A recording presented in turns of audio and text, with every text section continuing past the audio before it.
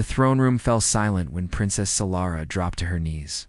Tears ran down her violet skin, leaving trails that glowed faintly in the light of the crystal pillars. She could not breathe. She could not think. She could only stare at her father, the Emperor of the Volanthi, and wonder if she had heard him correctly. "A human," she whispered. "You are giving me to a human." Emperor Malthois IX sat upon the ancient throne, his face carved from stone. He did not look away from his daughter's pain. He watched every tear fall, and his hands gripped the armrests until his knuckles turned pale. "Not just any human," he said quietly. "Commander Declan Voss of Earth's United Colonies." The name struck like a blade. Every child in the galaxy knew that name. They whispered it in dark corners and used it to frighten each other. Declan Voss, the Reaper of Arcturus. The man who held the Korthax line alone for 19 days. The soldier whose enemies spoke his name like a curse. Solara shook her head slowly. "You cannot do this." "Father, please." "I am your daughter. You're my daughter," the Emperor agreed. "And that is exactly why it must be you." He rose from the throne and walked down the steps toward her. The court advisors and noble families watched in uncomfortable silence. This was not how announcements were supposed to happen. The princess was supposed to accept her duty with grace. She was supposed to bow and thank her father for the honor. Instead, she wept on the floor like a child. Malthois knelt beside her. For a moment, he was not an emperor. He was simply a father watching his daughter's heart break. "Our people are dying, Solara," he said, his voice low enough that only she could hear. "The Shadowvale Collective has been poisoning our bloom worlds for years. Our scientists have tried everything. Nothing works. Within 3 cycles, there will be no more Volanthi children. Within 5, our species will be gone." Solara's tears stopped. She looked up at her father with wide eyes. "What?" "Humanity has the technology to save us. They developed atmospheric purification systems during their century of wandering. It is the only thing that can clean our worlds." He paused, and for the first time she saw the exhaustion in his ancient eyes. "But humans do not give gifts, daughter. They make alliances. They want a bond between our empires that cannot be broken." "Marriage," Solara breathed, raved. "Marriage," her father confirmed. "To their greatest warrior. A symbol of unity between our peoples." She pulled away from him, standing on shaking legs. "There must be another way. We could offer them resources, technology, anything else. I have tried everything else. This is the only path they will accept." The Emperor stood as well, and now his voice carried across the throne room for all to hear. "The wedding will take place in 30 days. The alliance will be sealed. The Volanthi will survive." Solara looked around the room at the faces of her people. Some watched with pity, others with cold calculation. None of them would help her. None of them could. She ran. Her feet carried her through corridors she had known since childhood, past gardens where she had played as a little girl, past libraries where she had dreamed of adventure and romance. Now those dreams turned to ash in her chest. A human. She was going to marry a human. Everything she had ever learned about humans flooded her mind. They were violent. They were short-lived, burning bright and dying fast, like dying stars. They conquered and consumed and never stopped reaching for more. They felt emotions so strongly that they often destroyed themselves and everything around. Them, and Declan Voss, was the worst of them all. The stories said he had killed thousands, that he enjoyed battle the way other beings enjoyed music or art, that he had no mercy, no compassion, no soul. This was the creature she would share her life with, Solara. Finally stopped running when she reached her private chambers. She collapsed onto her sleeping platform and buried her face in the silken sheets. Her body shook with sobs that seemed to come from somewhere deeper than her chest. She did not know how long she lay there. Time lost meaning. But eventually the tears ran dry. Exhaustion began to pull her toward sleep. That was when she heard the voices outside her window. Carefully, Solara moved to the edge of the platform. Her chambers overlooked one of the private landing pads used for diplomatic arrivals. Through the crystal walls, she could see a human shuttle settling onto the ground. Her heart stopped. The doors opened, and humans emerged. They looked so strange, so alien. Their skin came in various shades of brown and pink, without any of the luminescence that marked proper civilized species. They moved with an efficiency that seemed almost mechanical. And then she saw him. Declan Voss was taller than she expected. His body was covered in the black and silver uniform of Earth's military forces, and even from this distance, she could see the scars that marked his face and hands. He walked like a predator, each step controlled and deliberate. He was looking directly at her window. Solara jerked backward, pressing herself against the wall. Her heart pounded so hard she could hear it in her ears. Had he seen her? Could humans see that far in the dark? When she finally found the courage to look again, the landing pad was empty. The delegation had entered the palace. Sleep would not come that night. Solara sat in the darkness, her mind racing with fear and despair. But somewhere in the early hours, curiosity began to mix with her terror. She remembered something her grandmother had once told her. The old empress had been a wise woman, full of secrets and strange knowledge. She had always spoken of humans differently than everyone else. They remember the old woman had said, "Humans never forget a kindness or a cruelty. It is their greatest strength and their greatest weakness." Solara had never understood what that meant. But now, with her fate sealed to a human warrior, she wondered. Moving quietly, she accessed the palace information systems. She was the princess. She had clearance for almost everything. But what she found hidden in the classified military files made no sense. Commander Declan Voss had not simply accepted this marriage when it was offered. He had requested it specifically by name. More than that, he had been tracking the Shadow Veil's attacks on Velanthi worlds for 2 years. Long before any alliance was discussed, long before anyone knew the Velanthi were in danger, why would a ruthless human warrior care about an alien empire on the other side of the galaxy? Why would he spend years gathering intelligence on their enemies? Why would he ask to marry a princess he had never met? Solara stared at the screen, her tears forgotten. There was something here that no one was telling her, and she intended to find out what it was. The engagement ceremony was held in the Grand Hall of Stars, a chamber so large that clouds sometimes formed near its ceiling. Representatives from 12 star systems had gathered to witness the historic union. Cameras broadcast the event across the galaxy. Billions of beings watched. Solara stood before the altar in ceremonial robes of white and gold. Her hands trembled at her sides. Across from her stood Declan Voss, dressed in the formal black uniform of Earth's military. The scars on his face seemed deeper in the harsh light, and his gray eyes watched her without expression.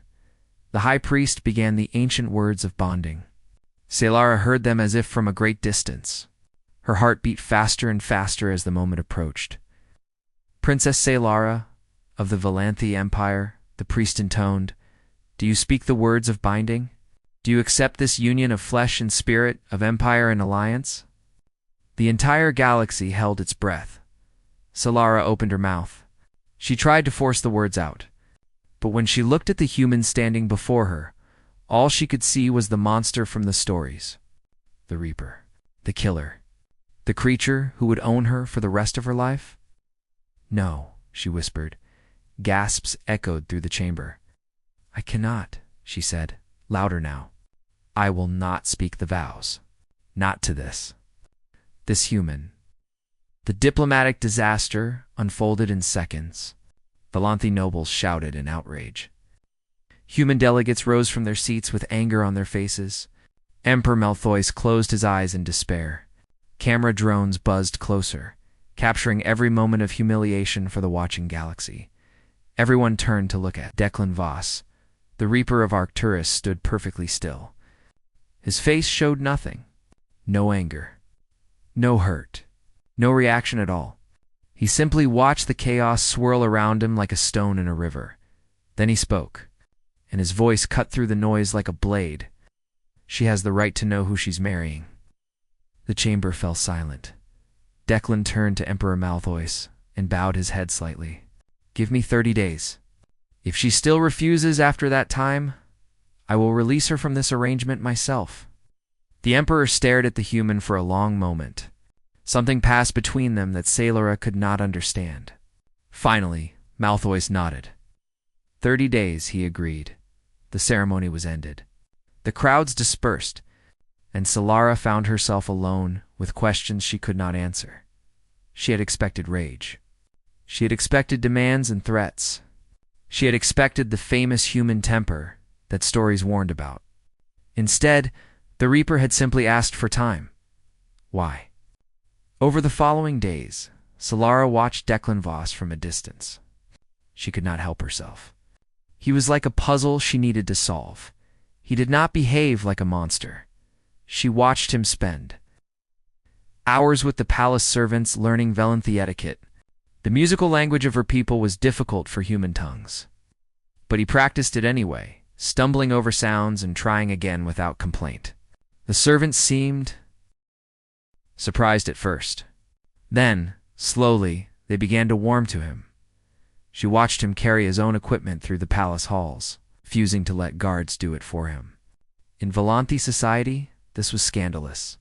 Only the lowest classes carried their own burdens. But Declan seemed genuinely confused when someone tried to take his bags. "I have 2 hands," he said simply. "Why would someone else carry what I can carry myself?" She watched him sit with wounded Velanthi soldiers in the medical wings, not speaking, just listening.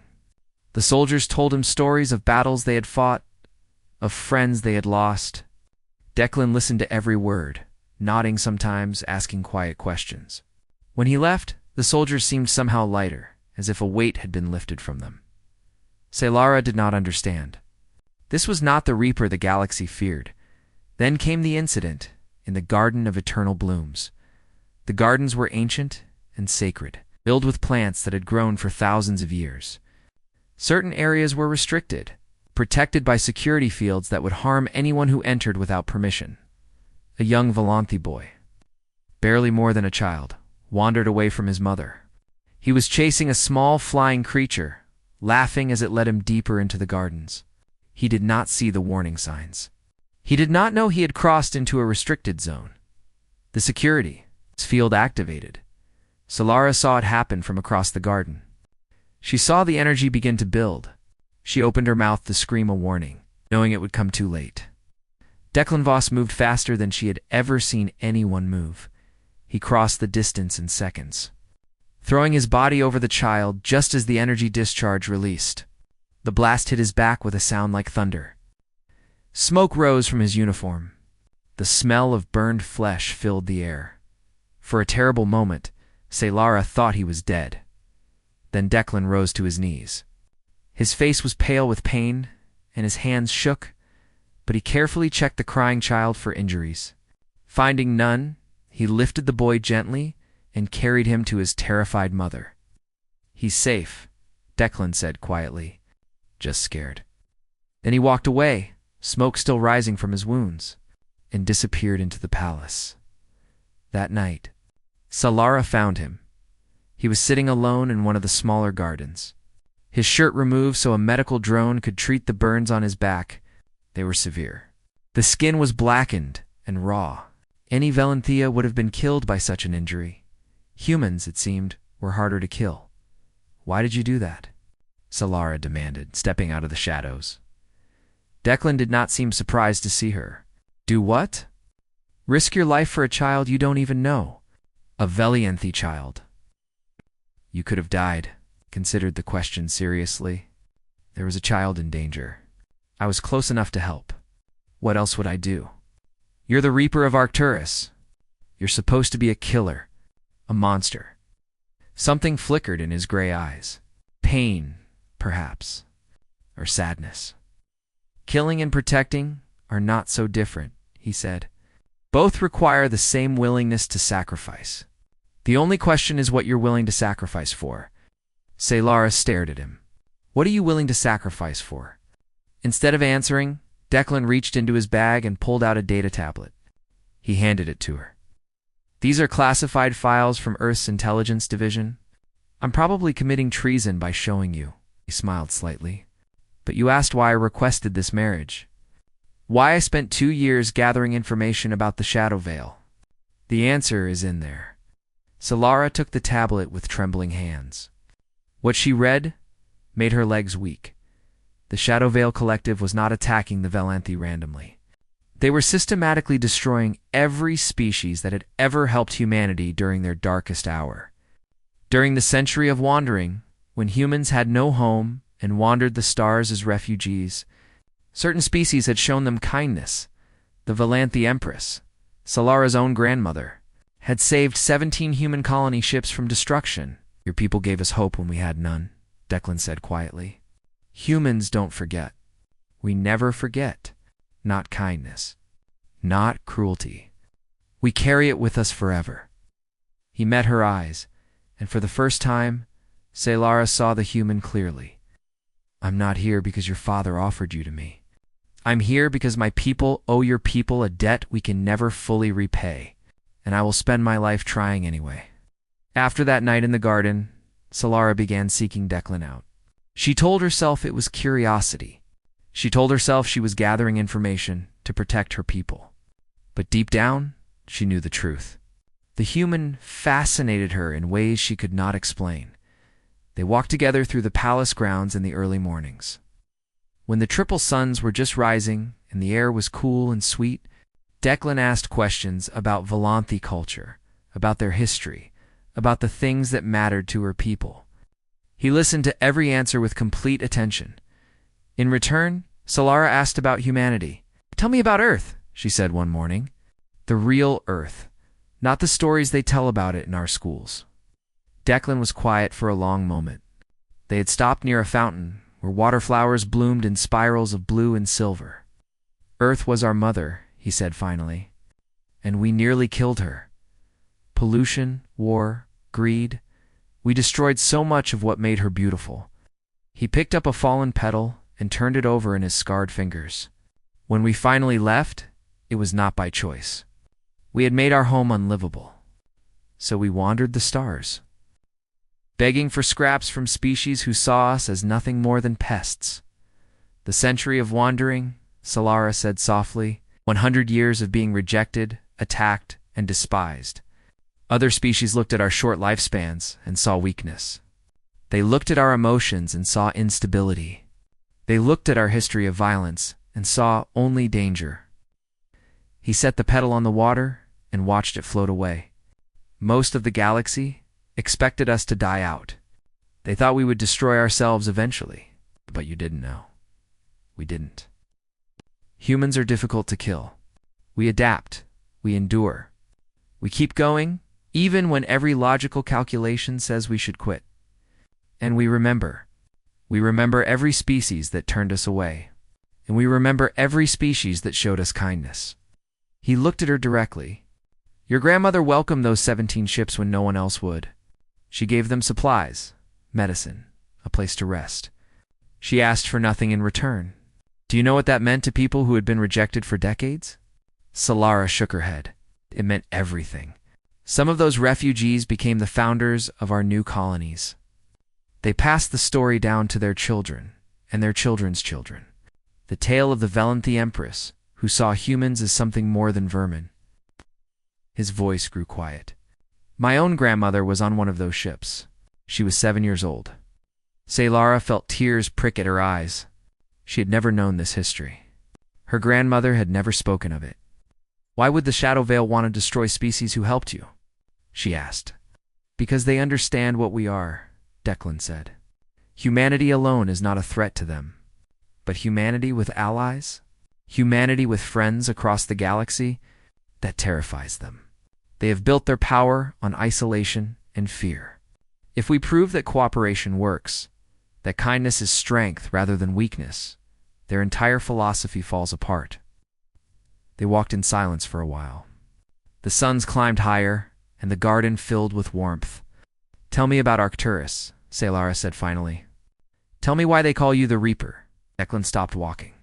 His face changed, becoming distant and sad. Are you sure you want to know? Yes. He sat down on a stone bench, and after a moment, Solara sat beside him. Their shoulders almost touched. I was 23 years old, he began. A lieutenant. Nothing special. My unit was assigned to protect a colony on the Korthax border. 40,000 civilians, farmers, families, children. He stared at his hands. The enemy came without warning. A massive invasion force. They hit our defenses hard and fast. Within hours, most of our military was dead or scattered. Solara held her breath. The shield generator was damaged, but not destroyed. It could hold maybe 20 days if someone kept repairing it. But the repair station was outside the shield. Every time it needed fixing, someone had to go out there exposed to enemy fire. He closed his eyes. I decided that someone would be me. For 19 days. For 19 days? I slept in minutes. I fought until my bones broke, healed enough to move, and broke again. I used every trick I knew and invented new ones. The enemy thought they were facing a full army. They couldn't believe one person was doing so much damage. His voice grew heavy. I killed thousands of them. I had to. It was them or the civilians. But I also lost 847 of my own people. Every single one of them is burned into my memory. Solara frowned. What do you mean, burned into your memory? Declan touched the back of his neck. There's an implant here. All human military commanders have one. It connects us to everyone under our command. When they die, we feel it. We experience their final moments. Horror flooded through Solara. Why would anyone accept such a thing? Because it's the only way to make sure our leaders never become careless with lives. He looked at her, and she saw centuries of pain in his gray eyes. Humans learned long ago that power corrupts. The only way to prevent our commanders from treating soldiers like numbers is to make them feel the cost of every decision. We call it the weight. And you carry 847 deaths with you. Every day, I remember their faces, their names, their last thoughts. He took a shaky breath. That's why they call me the Reaper. Not because I enjoyed killing, but because I harvested so many souls, and I carry them still. Solara felt something shift inside her. All the fear she had felt toward this man began to crumble. In its place grew something new. Something warm. The galaxy misunderstands you, she said softly. They think humans are ruthless because you don't feel, but the truth is opposite. You feel everything. You just choose to act anyway. Declan smiled, but it was a tired smile. That's the human curse. We feel too much, but we've learned to use it as fuel rather than let it burn us out. Before Solara could respond, an alarm shattered the peaceful morning. Red light flooded the garden. Palace guards rushed toward them with weapons drawn. Assassin in the palace? Someone shouted, "The princess is the target." Declan was on his feet instantly. He pushed Solara behind him, his body becoming a shield between her and the danger. A figure dropped from the trees above them. It was wrapped in shadow cloth that bent the light around it, making it almost invisible. But Declan saw it anyway. He moved with terrifying speed, catching the assassin's blade and twisting it away. The fight lasted only seconds. The assassin was skilled, but Declan was something beyond skill.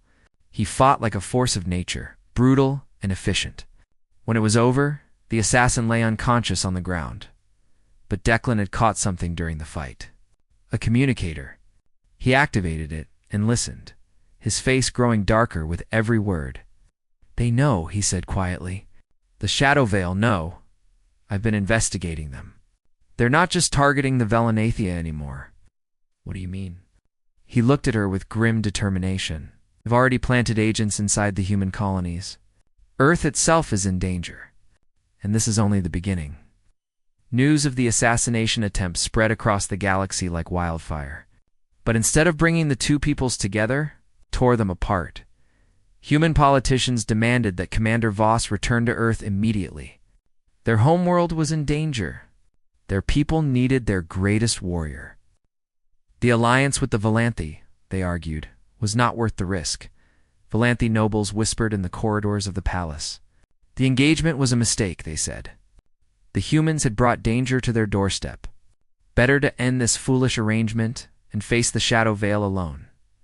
Emperor Malthois faced the greatest crisis of his reign. His own council threatened civil war if he continued supporting the Human Alliance. Half his advisors wanted to break all ties with Earth. The other half wanted to surrender to the Shadow Veil and beg for mercy. Sailora watched her father age 10 years in 10 days. The weight of impossible choices pressed down on him until he could barely stand. And through it all, Declan Voss said nothing. He attended the meetings. He listened to the arguments. He watched as humans and Valenthi blamed each other for the growing threat, but he did not defend himself. He did not fight for the alliance he had worked so hard to build. One evening, Slayla found him alone on the observation deck, staring out at the stars. "Why aren't you fighting?" she demanded. "They're destroying everything you worked for. Why do you just stand there and let it happen?" Declan did not turn around. "Because it's not my choice to make." "What do you mean?"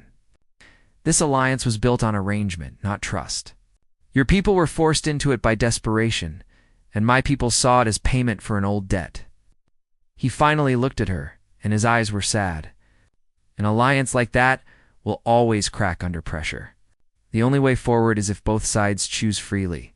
Truly freely. And if they choose to walk away, then I go home and fight for Earth, and I pray the Valanthi can survive without us." His jaw tightened. "I don't want that.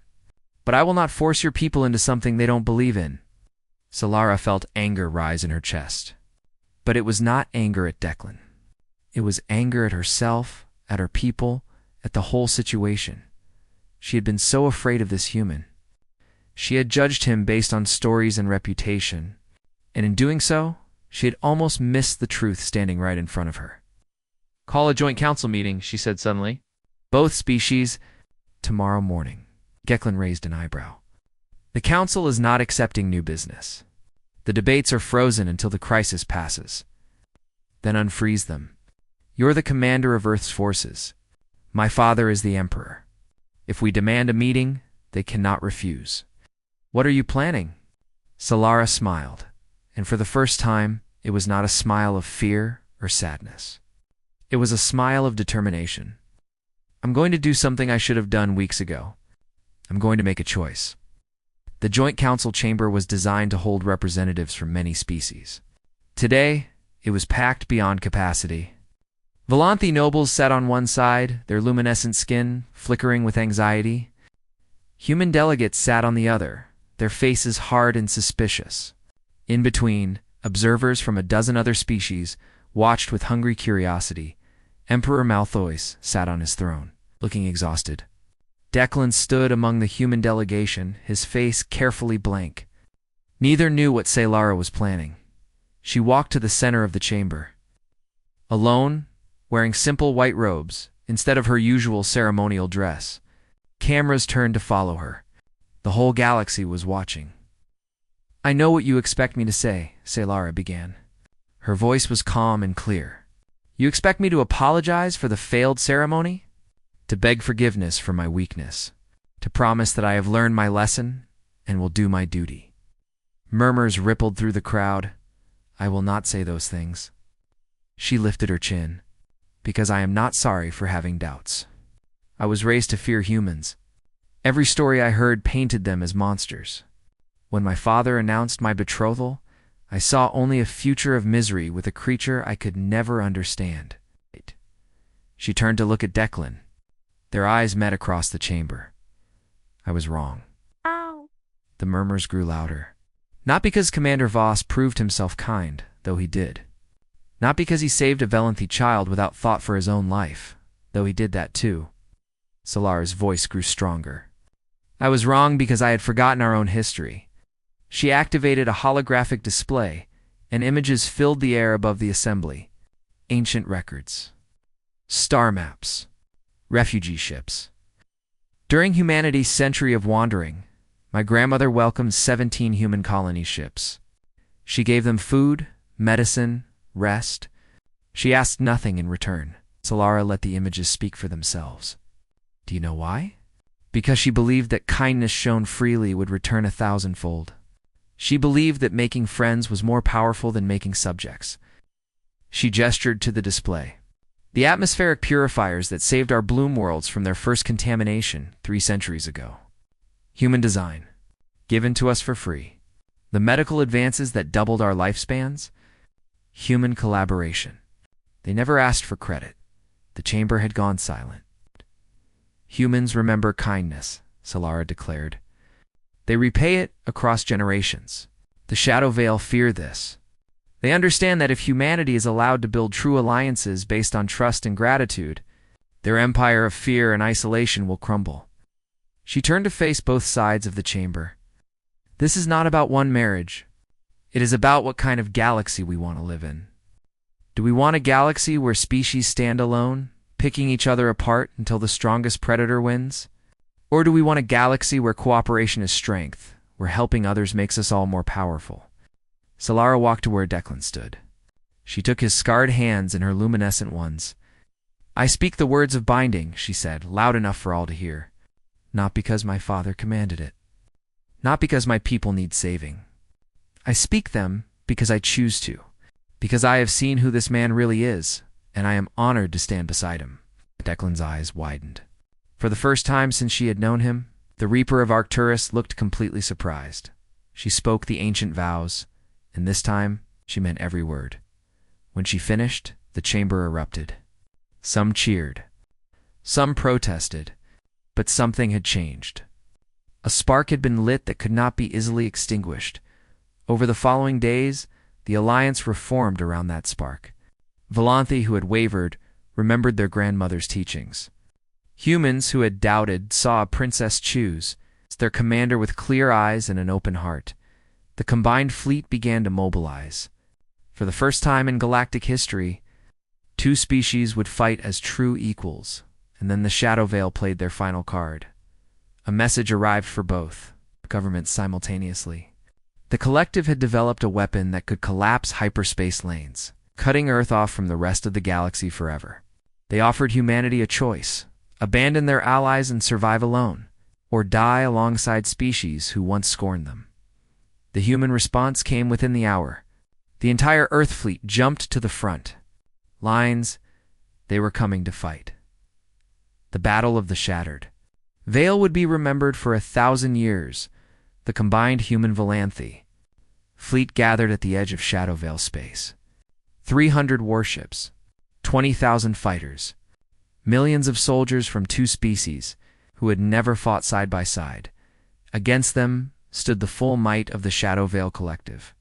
Over 1,500 capital ships, weapons that had crushed a dozen civilizations, and at the center of their formation, the hyperspace disruptor.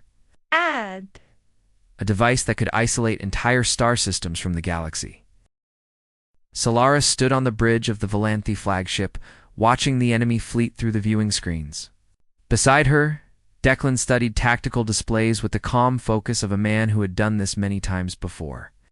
We're outnumbered 5-1, Solara said quietly. How do we win? We don't think about winning, Declan replied.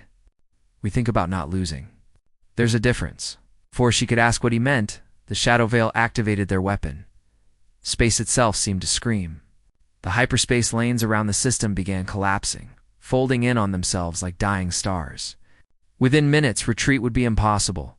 Every ship in the system would be trapped. The Alliance fleet had just been sentenced to death.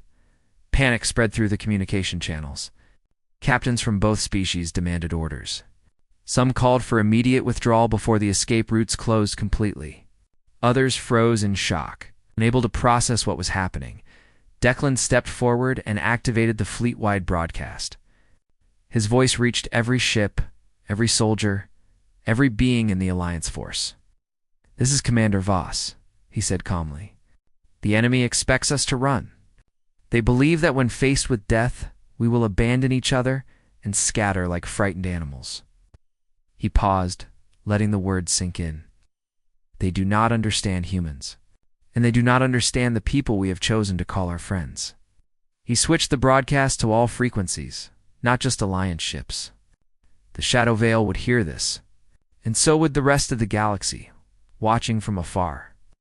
Humans don't abandon our friends. We never have. We never will. If you've ever wondered what kind of people we are, watch now.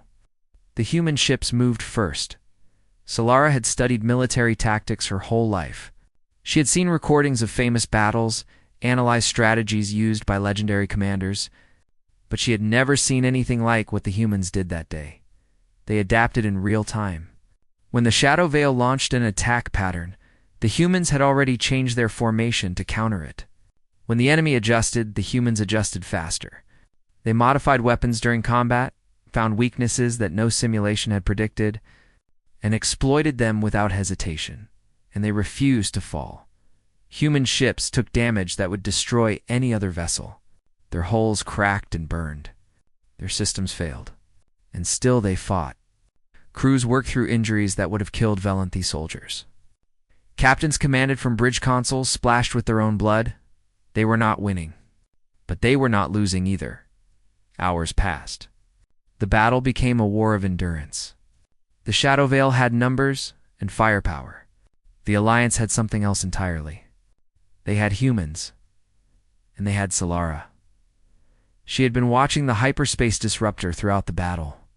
The weapon was powerful, but it was not perfect. It drew energy from the collapsing hyperspace lanes themselves, feeding on the destruction it caused. The more damage it did, the stronger it became, but energy could flow in more than one direction. Solara had studied under the greatest Valanthi energy masters. She understood fields and flows in ways that humans could only describe with mathematics. And she saw something that the Shadow Veil had missed. "Declan," she said urgently, "I need to get close to that weapon." He looked at her sharply. "That's suicide. The defenses around it are overwhelming, not if you clear me a path." She grabbed his arm. "I can reverse it. Instead of isolating Earth, I can make it tear open the Shadow Veil homeworld defenses.